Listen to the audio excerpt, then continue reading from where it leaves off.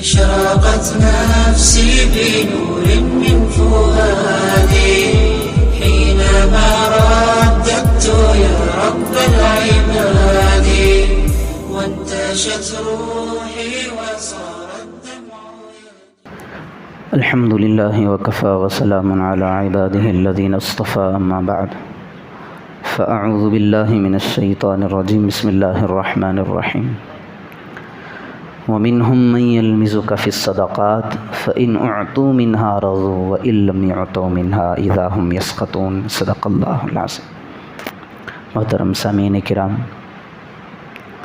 جو آیت تلاوت کی گئی اس کا ترجمہ یہ ہے، اللہ کے پیارے حبیب صلی اللہ علیہ وسلم کو اللہ رب ذوالجلال فرماتا ہے، بعض لوگ ایسے ہیں صدقات کے معاملے میں آپ کو طعنہ دیتے ہیں، اگر انہیں کچھ عطا کیا جائے تو خوش ہو جاتے ہیں، اگر نہ دیا جائے تو وہ ناراض ہو جاتے ہیں، پھر آپ پر طعنے کے فقرے کسنے لگتے ہیں۔ حضرت ابو سعید خدری رضی اللہ عنہ فرماتے ہیں کہ ہم پیارے آقا جناب محمد الرسول اللہ صلی اللہ علیہ وسلم کے ساتھ ایک جگہ تھے، آپ علیہ الصلاۃ والسلام مال فے تقسیم فرما رہے تھے۔ مال فے اگر جنگ کے اندر دشمنوں کو شکست ہو گئی تو ان کا مال مسلمانوں کے لیے حلال اور جائز ہو جاتا ہے۔ ساری وہ چیزیں جو کفار کی ہوں گی، ہتھیار ہوں گے یا پھر ان کے جانور ہوں گی، جو بھی چیزیں ان کی ہوگی اب وہ مسلمانوں کی ہوگی۔ اب مسلمان ان کے درمیان میں پیارے آقا جناب محمد الرسول اللہ صلی اللہ علیہ وسلم چیزوں کو بانٹ رہے تھے، تو ایک شخص آیا جس کا نام بعض روایتوں میں ابو الخواسر ہے، دیگر روایتوں میں ملتا ہے کہ ذوالخویسر۔ یہ آیا آ کر کے اللہ کے نبی صلی اللہ علیہ وسلم کو طعنہ دینے لگا کہ اے محمد، آپ ٹھیک انصاف نہیں کر پا رہے۔ یعنی اس کا کہنے کا مقصد یہ تھا کہ آپ جسے چاہتے ہیں زیادہ دے دیتے ہیں، جسے چاہتے ہیں کم دے دیتے ہیں، چونکہ یہ منافق تھا۔ منافق کی چالیں، ان کے کام ایسے ہوتے ہیں، کبھی بھی ہم اسلام کو ٹھیس پہنچائیں، مسلمانوں کے خلاف سازشیں کرنے لگیں، کبھی پروپیگنڈا کھڑے کر دیں، ماحول سیدھا چل رہا ہے، انہیں شرارت کی سوجتی ہے تو یہ ٹانگ اڑا دیتے ہیں، انگلیاں کر بیٹھتے ہیں تاکہ بے عزتی ہونے لگ جائے، اسلام کو نیچا دکھانے کی کوشش کرتے ہیں۔ وہی کس سے کہہ رہا ہے؟ یہ منافق پیارے آقا جناب محمد الرسول اللہ صلی اللہ علیہ وسلم سے کہہ رہا ہے، وہ ہستی جو دنیا کے اندر اس انصاف کے نفاذ کو آیا تھا۔ پیارے آقا جناب محمد الرسول اللہ صلی اللہ علیہ وسلم دنیا میں آئے کس لیے؟ نظام عادل کو قائم کریں، انصاف کا بول بالا کریں، باطل کو مٹائیں۔ فتح مکہ کا موقع تھا، فتح مکہ کے موقع پر ایک خاتون نے، قریش کے ایک خاتون نے کسی چیز کو اٹھا لیا، چوری کر لی، پھر اس کی چوری ثابت ہو گئی، عدالت میں کیس لے جایا گیا تو پیارے آقا جناب محمد الرسول اللہ صلی اللہ علیہ وسلم نے فرمایا کہ اس کے ہاتھ کو کاٹ دیا جائے۔ عورت ہے، اس کے خاندان قبیلے والوں کی یہ کوشش رہی کہ کسی طرح اس عورت کو نجات دلایا جائے، اس کے ہاتھ کاٹے نہ جائیں۔ بہت ساری ترکیبیں انہوں نے سوچیں، کیسے اسے بچایا جائے، جو محمد نے یہ فیصلہ کیا ہے کہ اس کا ہاتھ کاٹا جائے، اس کو کیسے روکا جائے۔ انہیں بھی پتا تھا کہ محمد جو بات کہہ دیں وہ پیچھے ہٹنے والے نہیں ہیں۔ اب انہوں نے سوچا، چند وہاں کے لوگ مل کر کے حضرت اسامہ بن زید رضی اللہ عنہ کے پاس گئے، جا کر کے ان سے کہنے لگے، ہماری ایک گزارش ہے، آپ وہ آپ کے نبی تک پہنچا دیں۔ حضرت اسامہ کے پاس یہ گئے کیوں؟ کتابوں میں ملتا ہے کہ پیارے آقا جناب محمد الرسول اللہ صلی اللہ علیہ وسلم جب بھی حضرت اسامہ بن زید رضی اللہ عنہ کسی چیز کے طالب بن کر پیارے آقا کے پاس جاتے تو اللہ کے رسول صلی اللہ علیہ وسلم انہیں اس چیز سے نواز دیا کرتے ہیں۔ حضرت اسامہ کو بھی پتا تھا میں جاؤں گا تو اللہ کے رسول صلی اللہ علیہ وسلم ہو سکتا ہے کہ اس معاملے میں کچھ ڈھیل عطا فرما دے۔ اب ان لوگوں نے، اس عورت کے قبیلے والوں نے حضرت اسامہ کے پاس آئے، حضرت اسامہ پیارے آقا کے پاس گئے، جا کر کے بیٹھ گئے۔ پیارے آقا جناب محمد الرسول اللہ صلی اللہ علیہ وسلم نے پوچھا، اسامہ آنا کیسے ہوا؟ تو پیارے آقا جناب محمد الرسول اللہ صلی اللہ علیہ وسلم نے فرمایا، رسول اللہ ایک معاملے کو لے کر کے آیا ہوں، تھوڑا سا پیچیدہ مسئلہ ہے۔ تو اللہ کے رسول نے فرمایا بتانا۔ تو پھر پیارے آقا جناب محمد رسول اللہ صلی اللہ علیہ وسلم نے فرمایا، یا رسول اللہ وہ عورت جس کی چوری ثابت ہو گئی، جس کے ہاتھ کاٹنے کا فیصلہ صادر ہو چکا، آپ اس معاملے میں تھوڑی تخفیف فرما دیں۔ ابھی ابھی اس کا قبیلہ اسلام کے اندر داخل ہوا ہے، ہو سکتا ہے کہ وہ تھوڑے دن جانے کے بعد، قوی اور مضبوط ہونے کے بعد آپ جو چاہے کر سکتے ہیں، لیکن ابھی تھوڑی سی تخفیف فرما دیں۔ اللہ کے رسول صلی اللہ علیہ وسلم کا چہرہ سرخ ہو گیا۔ اللہ کے رسول صلی اللہ علیہ وسلم ڈانٹنے کے انداز میں حضرت اسامہ سے کہا، اسامہ تمہیں ہمت کیسے ہوئی کہ یہ بات تم میرے تک لے کر پہنچا رہے ہو؟ ہمت کیسے ہوئی؟ حضرت اسامہ کہتے ہیں کہ میرے جسم پر لرزہ طاری ہو گیا، کپ کپی ان کے جسم پر چھا گئی۔ پیارے آقا جناب محمد رسول اللہ صلی اللہ علیہ وسلم نے فرمایا کہ آج سے پہلے جتنی قومیں آ چکی ہیں، پچھلی قوموں پہ جو تباہ و برباد ہوئی، بہت ساری وجوہات، جن میں سے ایک وجہ یہ بھی ہے کہ جب کوئی غریب، جب کوئی کمتر، جب کوئی فقیر آدمی کوئی گناہ کرتا تو وہ قوم کے سردار، وہ قوم کے علماء، وہ قوم کے بڑے اس پر حدوں کو نافذ کیا کرتے۔ جب کوئی مالدار آ جاتا تو اس سے حدوں کو رفع دفع کر کے معاملہ ختم کر کے واپس بھیج دیا کرتے۔ اتنی بات سننا تھا کہ حضرت اسامہ کہتے ہیں کہ مجھے ایسا خوف طاری ہو گیا، ایسی کپ کپی جسم پہ طاری ہوئی، میں واپس چل دیا۔ دوسرے دن جمعہ کا دن تھا، پیارے آقا جناب محمد الرسول اللہ صلی اللہ علیہ وسلم نے فرمایا دوران خطبہ، مجھے حیرت ہے لوگوں پر کہ ایسے معاملات کے اندر دوسروں کی سفارش لے کر کے آتے ہیں، تلک حدود اللہ ومن یتعد حدود اللہ فاولئک هم الظالمون فاولئک هم العادون۔ یہ تو اللہ کی حدیں ہیں، ہم نے ان حدوں کو نہیں بنایا ہے۔ یہ حدیں جو ہیں اسلامی سزائیں ہیں، یہ ہماری طرف سے نہیں، یہ تو اللہ رب ذوالجلال کی طرف سے ہیں۔ اللہ کی حدیں قائم کرنے کے لیے ہمیں حکم دیا گیا ہے۔ کیا تم سمجھتے ہو کہ میں اللہ کی حدوں کو ٹال دوں؟ ایک تاریخی جملہ پیارے آقا جناب محمد الرسول اللہ صلی اللہ علیہ وسلم نے فرمایا، لو ان فاطمہ بنت محمد سرقت لقطعت یدها۔ اس قسم کے الفاظ پیارے آقا جناب محمد الرسول اللہ صلی اللہ علیہ وسلم نے فرمائے کہ اے میرے ماننے والوں، اے میرے نوکروں، اے میرے صحابہ، سن لینا کان کھول کر کے، میں نظام عدل کے قائم کرنے کے لیے دنیا کے اندر مبعوث کیا گیا ہوں۔ تم تو اس عورت کی بات کر رہی ہو، سن لو، اگر میری بیٹی، میری لخت جگر، میرے جگر کا ٹکڑا اگر فاطمہ بھی چوری کر لیتی قطعت یدها، تو میں اس کے بھی ہاتھ کاٹ کر کے اتار پھینک دیتا۔ ایسے نظام عدل کو قائم کرنے والا نبی، انصاف کا بول بالا کرنے والا نبی، اس کے بارے میں وہ منافق آ کر کے کہتا ہے کہ محمد تم نے برابری کا معاملہ نہیں کیا۔ پیارے حبیب صلی اللہ علیہ وسلم صرف مسلمانوں کی خاطر ہی نہیں، کفار کی خاطر بھی انصاف کے لیے اگر کوئی آ کر کے معاملہ پیارے آقا جناب محمد الرسول اللہ صلی اللہ علیہ وسلم کے پاس رکھ دیتا تو اس کے لیے بھی تیار ہو جاتے۔ اور جو بندہ انصاف کرتا ہے تو اللہ رب ذوالجلال کی مدد اس کے ساتھ ہوتی ہے۔ ابو جہل جو کفار مکہ کا سردار تھا، وڈیرا تھا، چیئرمین تھا وہاں کا، اس کی چلا کرتی تھی۔ ایک بندے سے کچھ رقم لیے تھے اس نے، اب دینے کے اندر ٹال مٹول کر رہا تھا۔ وہ جب بھی پوچھنے جاتا ٹال مٹول کر دیتا، کچھ باتیں کر کے بھیج دیتا۔ اب لوگوں نے دیکھا، کفار نے دیکھا کہ موقع اچھا ہے، اب ایسا کریں اسے ورغلائیں۔ اب اس بندے کے پاس گئے، بھائی تمہارا جو بھی حق ہے تم جاؤ محمد کے پاس، وہ تمہیں ضرور دلائیں گے۔ اب کفار اسے سمجھا بجھا کر کے یہ کہنے لگے تم جاؤ محمد کے پاس، محمد تمہیں تمہارا حق دلوائیں گے۔ حق دلوانے کا مقصد ان کا نہیں تھا، بلکہ کفار کا مقصد یہ تھا کہ محمد ابو جہل کا بھتیجا ہے، چچا اور بھتیجے کے درمیان میں کچھ گڑبڑی ہو جائے گی، ہم تماشائی بن کر کے دیکھنے تل جائیں گے دیکھنے پہ۔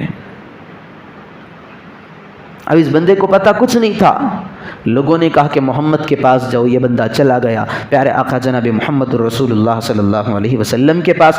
لکھا ہے کہ پیارے آقا قیلولہ فرما رہے تھے، گرمی کا موسم تھا، یہ پیارے آقا کے پاس گیا، رسول اللہ صلی اللہ علیہ وسلم اس کی بات کو مکمل سن کر کے فوراً اسی وقت ابو جہل کے گھر کی طرف نکلے، وہاں جا کر کے دروازے کو کھٹکھٹایا کہ اے چچا جان ابو جہل باہر نکلیے۔ لکھا ہے کہ وہ بھی قیلولہ کر رہا تھا، تھوڑی دیر سو رہا تھا، گرمی کا زمانہ تھا۔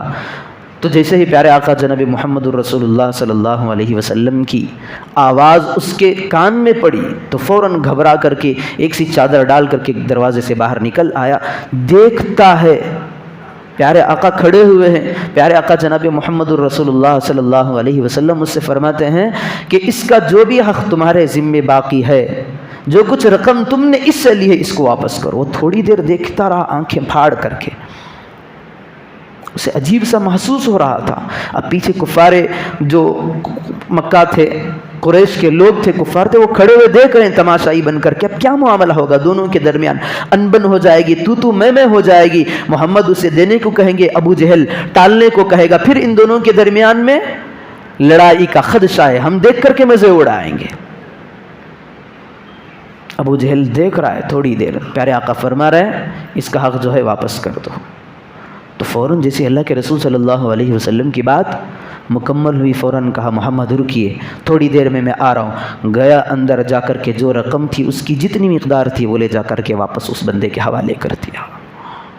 معاملہ ختم، پیارے آقا چلے گئے۔ اب یہ جس کا یہ حق تھا یہ لے کر کے چلا گیا۔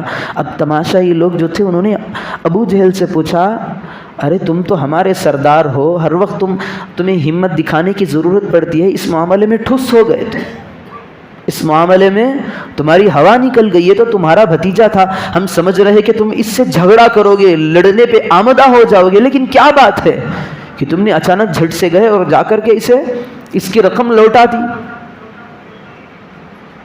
تو ابو جہل نے کہا جو میں نے دیکھا وہ تمہیں نظر نہیں آیا؟ محمد جیسے ہی آ کر کے کہنے لگا، میں نے دیکھا کہ اس کے پیچھے چند لوگ کھڑے ہوئے ہیں جو لوہے کے گرز ہاتھ میں پکڑے ہوئے ہیں، میں ان کے ڈراؤنی چہروں کو دیکھتا رہا۔ اگر میں اس بندے کی امانت واپس نہ کرتا، ہو سکتا کہ یہ لوگ مجھے ان لوہے والی گرزوں سے مار مار کر کے ہلاک کر دیتے۔ وہ پیچھے والوں کو نظر نہیں آیا، بظاہر وہ فرشتے تھے جو پیارے آقا جناب محمد الرسول اللہ صلی اللہ علیہ وسلم کی مدد کے لیے اللہ رب ذوالجلال نے آسمان سے بھیجا تھا۔ یہ معاملہ انصاف کا ہے۔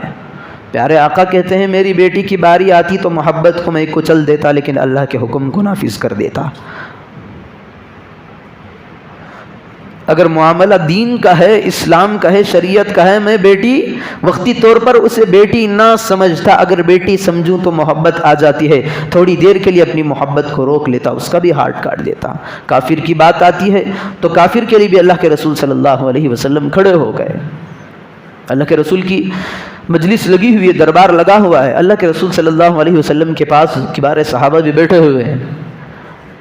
اللہ کے رسول کی عادت تھی، احادیث کے اندر ملتا ہے، جب بھی اللہ کے رسول کسی کام کو شروع فرماتے تو داہنی طرف سے شروع فرماتے۔ روایتوں میں ملتا ہے البداءۃ بالیمین حتی التنعل، اللہ کے رسول صلی اللہ علیہ وسلم کسی بھی کام کو کرتے تو داہنے ہاتھ سے کرتے۔ جوتا پہننے کی باری آئی تو جوتا پہن رہے پہلے سیدھے پاؤں کا، پانی پی رہے ہیں سیدھے ہاتھ میں، لے رہے ہیں کوئی چیز سیدھے ہاتھ میں، دے رہے ہیں کوئی چیز سیدھے ہاتھ میں۔ صحابہ کا مجمع بیٹھا ہوا تھا، اللہ کے رسول صلی اللہ علیہ وسلم دودھ نوش فرما رہے تھے۔ اللہ کے رسول نے پیا اپنا سور یعنی بچا ہوا، جسے ہم لوگ جھوٹا کہتے ہیں۔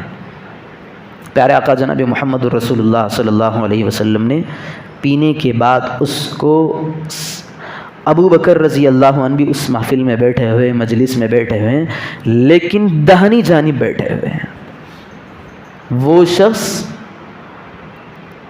افضل البشر بعد الانبیاء، اگر نبوت کے بعد، انبیاء کے بعد کسی کا رتبہ قیامت تک کسی کا ہے تو ابو بکر صدیق رضی اللہ عنہ کا ہے۔ وہ ہستی بیٹھی ہوئی بائیں جانب، یہاں پر بدو دیہاتی بیٹھے ہوئے ہیں داہنی جانب۔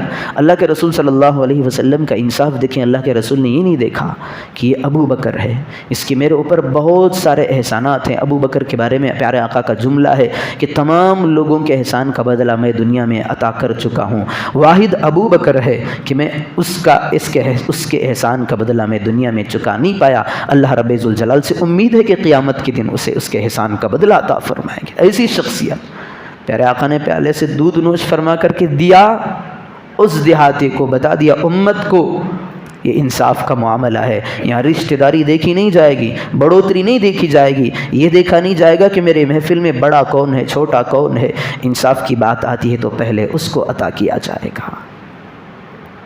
دوسری بات، اس مسئلے کے ضمن میں ایک چیز یہ ثابت ہوتی ہے کہ پیارے آقا جناب محمد رسول اللہ صلی اللہ علیہ وسلم جیسے ہی اس دودھ کو نوش فرمایا تو پینے کے بعد اس دیہاتی کو دیا اور سارے لوگ اس میں سے تھوڑا تھوڑا تھوڑا پی کر کے اس دودھ کو ختم کیا۔ اب یہاں پر ہمارے معاشرے کے اندر ایک نکمی بیماری سمجھے اس کو، اگر کوئی آدمی پانی پیتا ہے، دسترخوان پر بیٹھتا ہے، تو آدمی اگر آدھا گلاس پانی پی کر کے اٹھا کر کے رکھ دیا ہے، مجھے پیاس کی ضرورت ہو جائے، مجھے پیاس لگ جائے تو میں اس پانی کو نہیں چھیتا، چھونا بھی ہم گوارا نہیں کرتے، کیوں؟ اس نے اس گلاس کو منہ لگایا۔ میرے بھائیوں، یہ انگریزوں دھیڑوں چبھاروں کا طریقہ ہے، میرے آقا کا طریقہ نہیں ہے، مسلمان کا جھوٹا ہے۔ ہماری فقہ کہتی ہے، ہمارے یہاں مسئلہ ہے اگر کافر بھی پانی پی جائے اس کا پانی پی سکتے ہیں، یہ تو مسلمان ہے، اس کے دل کے اندر خدا بسا ہوا ہے، رسول بسا ہوا ہے، خدا اور رسول کا یہ اقرار کرنے والا ہے، کتاب اللہ کو ماننے والا ہے، احادیث رسول کا متبع ہے۔ اگر کوئی آدمی اس کا جھوٹا رکھے تو ہم پینے سے گریز کریں، مسلمان کی تو چھوڑ دیں، بات کافر کی اٹھائے۔ اگر کافر شراب پیا ہوا نہ ہو، اس کے منہ کے اندر گندگی، جیسے عام طور پر غلاظت والی چیزیں کھاتے ہیں، شراب نوشی کرتے ہیں، تمباکو وغیرہ کھاتے ہیں، اگر ایسی چیزوں کو اس کے استعمال نہیں کیا ہے، کافر پی کر کے رکھ رہا ہے، شریعت کہتی ہے کہ اب تجھے ضرورت پڑی اس پانی کو پی، اس کے پینے میں تجھے کوئی حرج نہیں۔ ایک مسلمان سے دوسرے مسلمان کو کتنی نفرت آ چکی ہے۔ بظاہر دوست تو ہے، میرا حقیقی دوست، میرا جگری دوست بھی اگر پانی گلاس اٹھا کر کے پی کر کے رکھ دے، ہمارا دل گوارا نہیں کرتا کہ اسے اٹھا کر کے پئیں۔ اس چیز کو چھوڑ دیں، یہ ہمارا طریقہ نہیں ہے، کیا بلا پڑ جائے گی اس پانی کے اندر۔ یہ تو دوست کی بات چھوڑ دیں، اگر کوئی بیٹا بھی گلاس پانی کا پی کر رکھ دے تو باپ پینے گوارا نہیں کرتا، اگر باپ پی کر کے رکھ دے تو بیٹا پینے کے لیے تیار نہیں۔ دیکھیں معاشرہ ہمارا دھیرے دھیرے کہاں پہ جا رہا ہے، اسلامی طریقوں کو چھوڑ کر دھیرے دھیرے کفار کے طریقوں پہ آ رہے ہیں، ہم انگریزوں کے طریقے پہ آ رہے ہیں۔ تو یہ ضمناً اس سے یہ مسئلہ ثابت ہو رہا ہے۔ تو میں بتا رہا تھا کہ اللہ کے رسول صلی اللہ علیہ وسلم دنیا میں آئے تھے نظام عدل کو قائم کر لیے۔ یہاں پر منافق کہہ رہا ہے محمد تم برابری کا معاملہ نہیں کرتے، جسے چاہتے ہو زیادہ دے دیتے ہو، جسے چاہے کم دے دیتے ہو۔ تو اللہ کے رسول صلی اللہ علیہ وسلم کو غصہ آ گیا۔ پیارے آقا نے فرمایا اگر میں انصاف نہ کروں تو اور کون کرے گا؟ پیچھے حضرت عمر کھڑے تھے، حضرت عمر نے کہا، حضرت عمر کے بارے میں ہم جانتے ہیں جب بھی غصہ آتا تو حضرت عمر سے برداشت نہیں ہو پاتا، وہ بھی اسلام کے مخالف اگر کوئی بات کہتا تو حضرت عمر کا غصہ دماغ، سر اور ناک ہی پر ہوتا، فوراً تلوار اٹھاتے اس کا کام تمام کر دے۔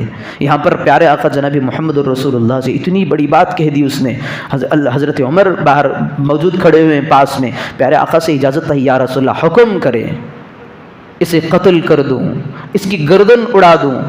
اس کے سر کو اس کے تن ہی سے جدا کر دوں۔ پیارے آقا جناب محمد الرسول اللہ صلی اللہ علیہ وسلم نے فرمایا عمر چھوڑ دو، اس کے ساتھ ہی نماز پڑھتے ہیں، روزہ رکھتے ہیں، زکوٰۃ بھی ادا کرتے ہیں، اگر تم اس کو قتل کرو گے تو معاشرے کے اندر ایک وبا پھیل جائے گی، لوگ کہیں گے کہ یہ مسلمان تھا، اس کو مسلمانوں ہی نے قتل کر دیا، بظاہر وہ تو منافق تھا۔